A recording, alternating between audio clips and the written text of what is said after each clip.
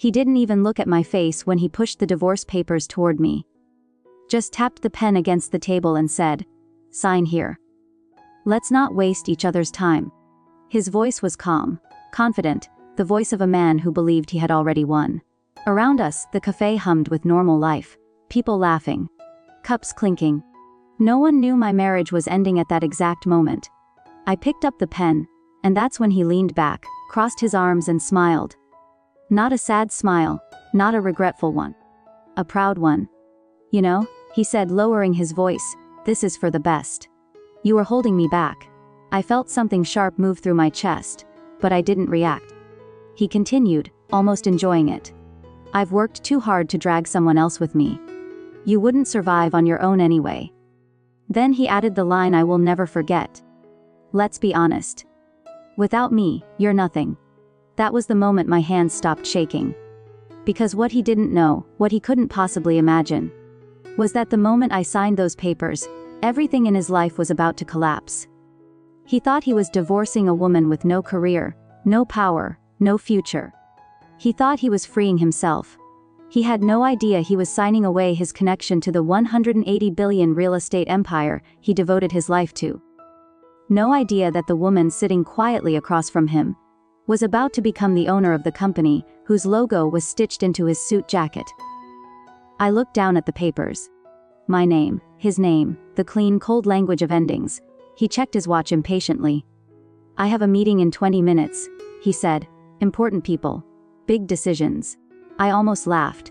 Instead, I signed one stroke of the pen, one clean line. He exhaled, relieved like he'd just closed a profitable deal. "Good choice," he said. "This way, we can both move on."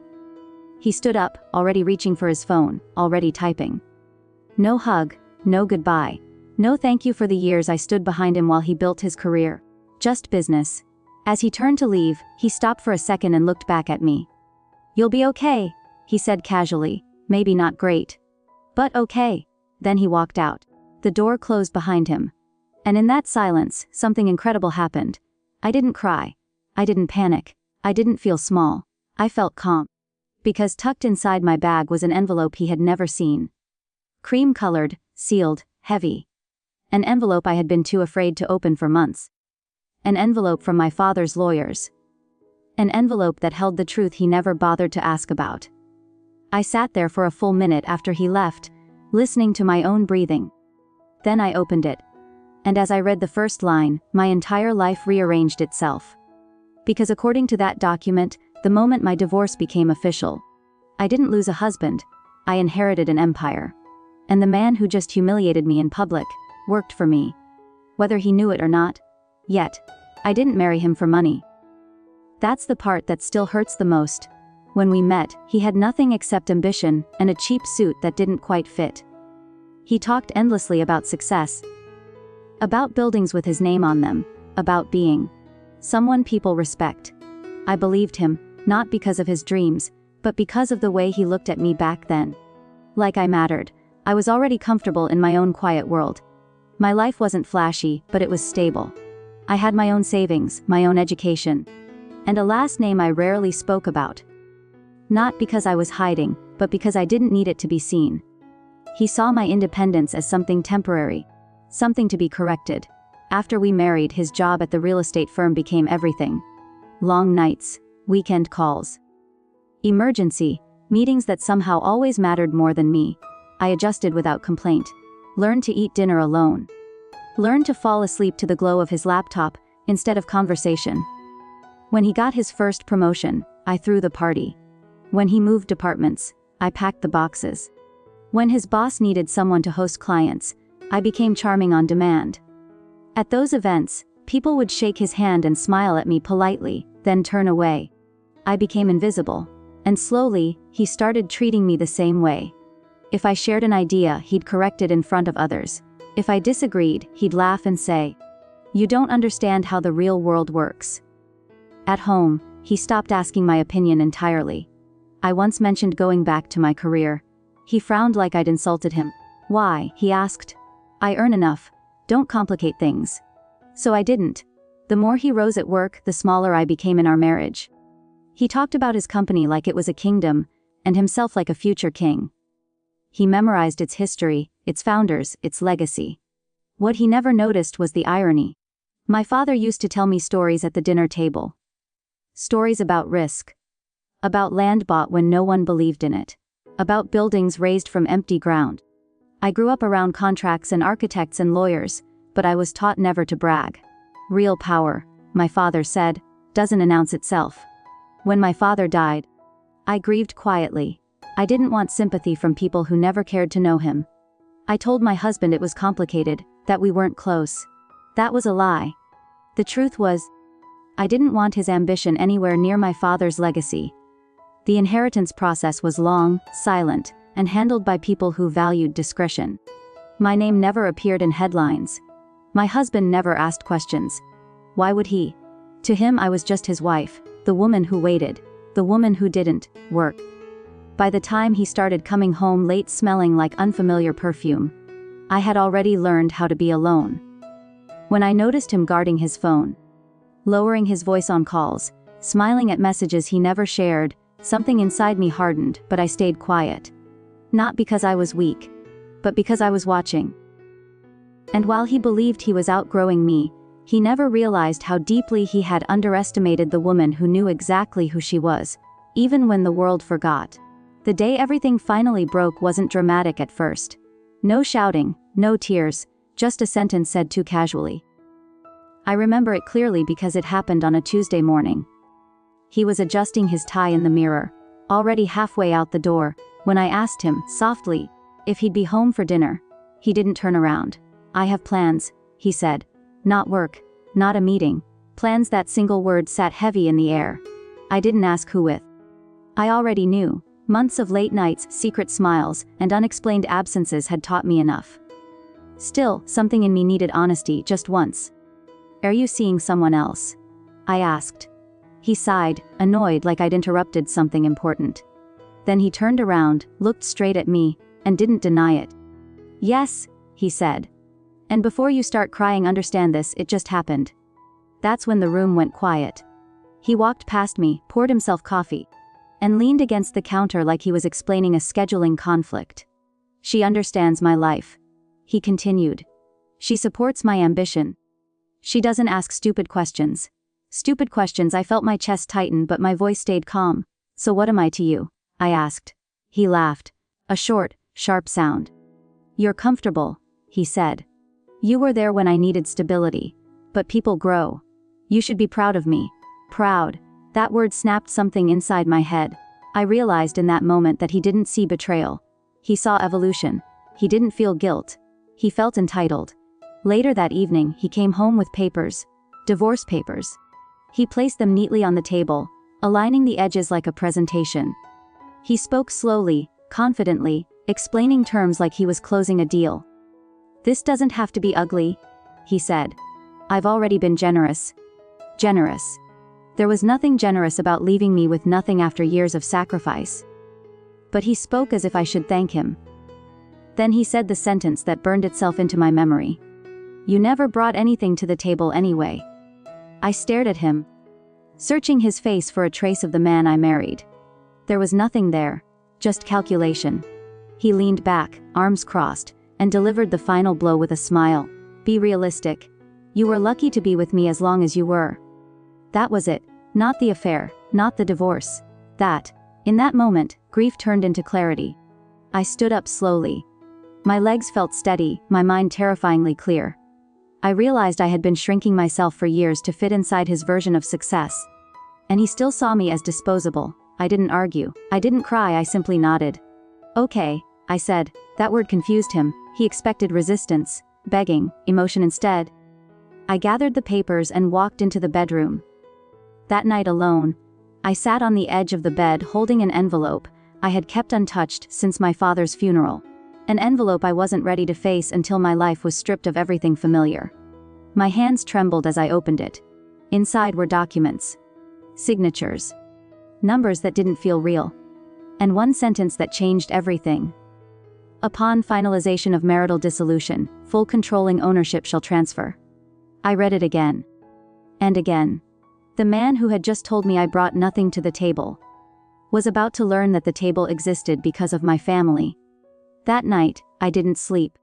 Not because I was heartbroken, but because I finally understood something powerful. The moment he decided I was nothing was the moment he gave me permission to become everything. I didn't wake up the next morning angry. That surprised me. I woke up clear. Clear in a way I had never felt before. Like every emotion had finally arranged itself into something sharp and usable.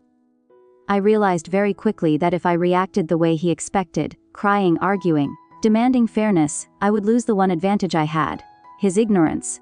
So I became exactly what he believed I already was. Quiet, defeated, invisible. When he moved out, I helped him pack. I folded his shirts neatly, wrapped his watch in tissue paper, handed him his favorite tie. He watched me carefully, suspicious at first, then relieved. "See," he said. "We're being adults about this." I smiled and said nothing. Behind that silence, my life split in two. On the surface, I signed the divorce papers quickly. No delays, no lawyers fighting over assets. I let him keep the apartment. The furniture. Even the artwork I had picked myself. I wanted him comfortable. Because comfortable people make careless mistakes. Privately, I met with my father's legal team. The same people who had protected his empire for decades. Men and women trained to move power quietly, without noise or headlines. I told them exactly what I wanted. No revenge that looks like revenge, I said. No destruction. No humiliation in public. They understood immediately. This wasn't about hurting him, it was about letting him see the truth too late. The first step was discretion. My ownership transfer was executed without press releases. No interviews. No social media announcements. The company's structure allowed for silent shifts. Shares moving between trusts, names changing on documents no employee ever saw. On paper, nothing looked different. In reality, everything had changed. Next, I asked to observe. Not from the boardroom table, from the shadows. I attended internal meetings under a neutral title. No introductions, no authority. Just another quiet presence taking notes. And there he was, confident, loud, performing success. He spoke about his vision for the company, throwing around words like legacy and growth. He took credit for team efforts. Dismissed concerns raised by junior staff, especially women. Watching him like that didn't make me angry. It made me certain. This wasn't a man who deserved power. This was a man who believed power belonged to him by default. Every meeting added to my resolve. Every careless joke, every dismissive glance. Every time he talked about loyalty while betraying it. I timed everything carefully. The divorce finalized first. I let him feel free, single, untouchable. He posted pictures online. New restaurants, new trips, a new woman wearing my old smile. Then, once the papers were stamped and sealed, I authorized the final step. My first official board appearance. No dramatic reveal, no warning. I instructed the board to treat it like any other meeting. Same room, same seats. Except one. The chair at the head of the table, the one everyone subconsciously looked toward, would finally be filled. By me. I rehearsed nothing. I didn't need a speech. All I needed was patience. Because the best revenge doesn't raise its voice, it waits, and by the time it speaks, the truth is already irreversible. The morning it happened. I arrived early. Not to make an entrance, to avoid one. The boardroom was empty when I walked in. Floor to ceiling windows. Polish table. Leather chairs perfectly aligned. Like soldiers waiting for orders. I took the seat at the head without ceremony and placed a single folder in front of me. Inside it was everything. Performance reports. Internal complaints, financial projections that didn't match his promises. And on top of it all, a copy of the divorce decree. Not as a weapon. As context. One by one. The board members entered. Each greeted me with a nod of respect. No one spoke loudly.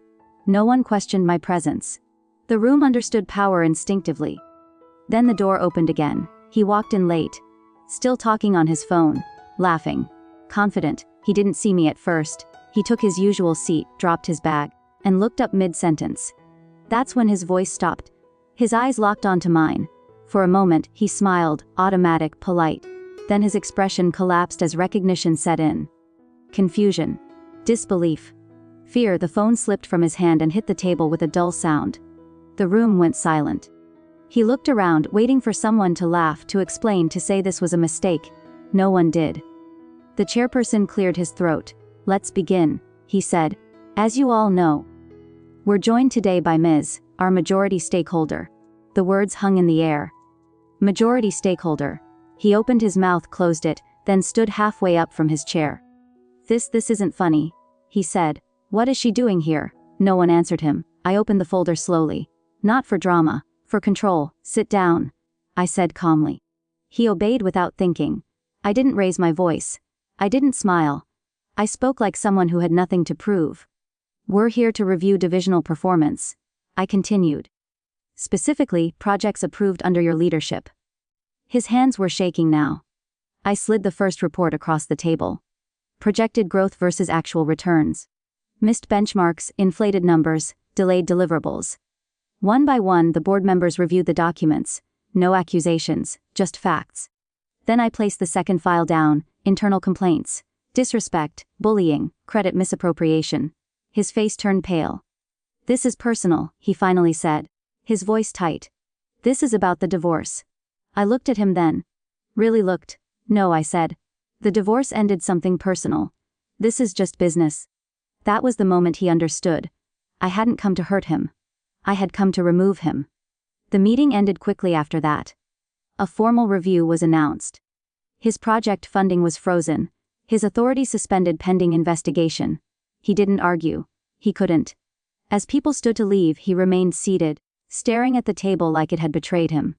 When the room finally emptied, he looked up at me. "How long have you known?" he whispered. "All along," I said. That answer broke him. Because the most devastating realization wasn't that I had power. It was that I always had it. And he still chose to treat me like nothing. The fallout didn't come with noise. No headlines, no viral scandals, no dramatic exits with security waiting at the door. It came quietly, the way real consequences usually do.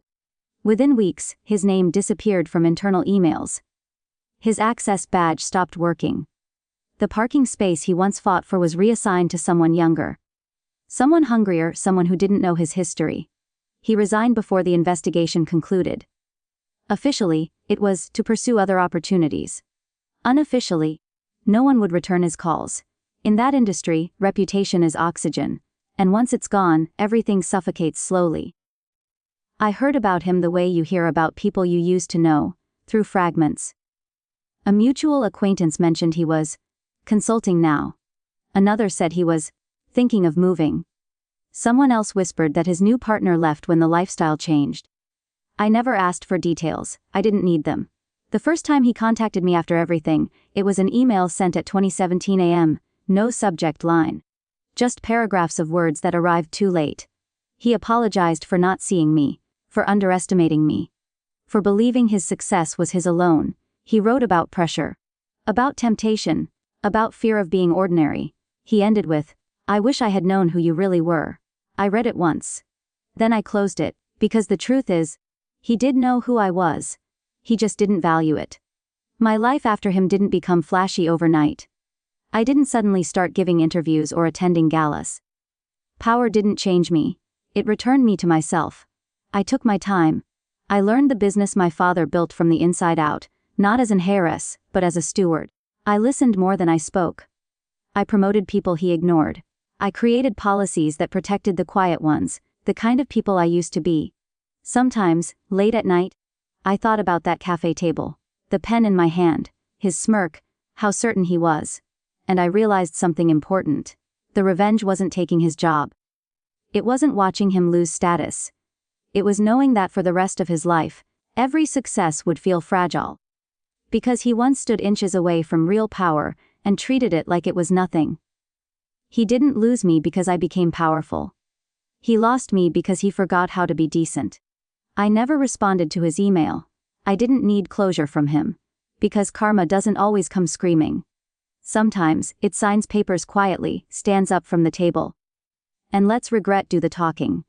He thought he was divorcing someone disposable, but the truth is, he divorced the only future he would never get back.